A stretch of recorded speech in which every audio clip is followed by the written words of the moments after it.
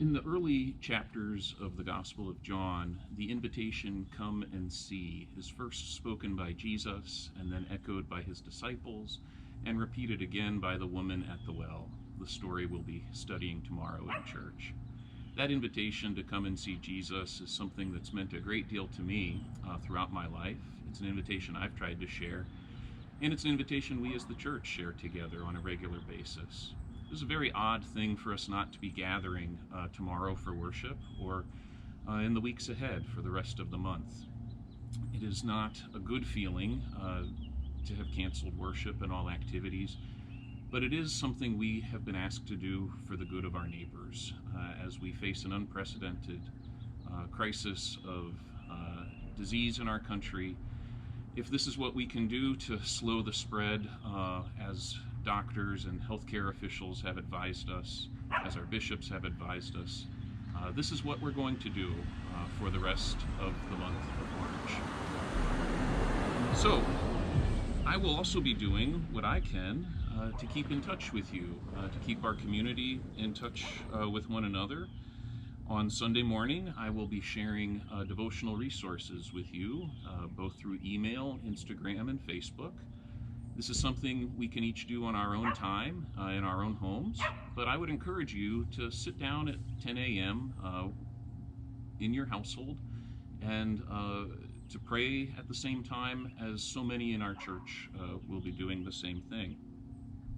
On Tuesday morning, the regular email from our church will go out with more information about where we're at, what's going on. And on Wednesday morning, you can expect another video going out with Bible study to help you reflect on the scriptures in the week ahead. On Thursday, our music director, Susan Short, will be providing musical offering of some kind.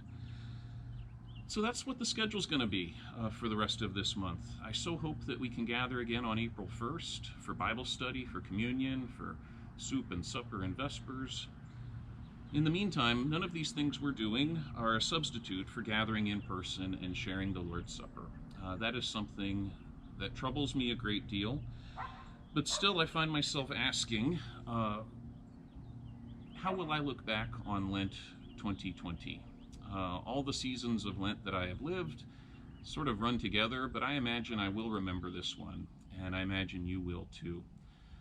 We can think about those things that we will miss this year, gathering for worship, youth events that we have canceled, and we can focus on those difficult choices we've had to make about what we will not do, and that will be part of what we'll remember about Lent 2020.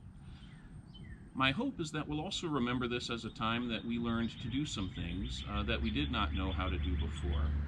My hope is that these ways of reaching out in new ways are practices that we'll maintain in the years ahead. And if this is a time that we learned to pray more frequently within our own households, that is also something that I am hopeful for. So I give thanks for your partnership as we explore this unique season of Lent in which we find ourselves, and I look forward to seeing you again soon. God's grace and peace be with you. Amen.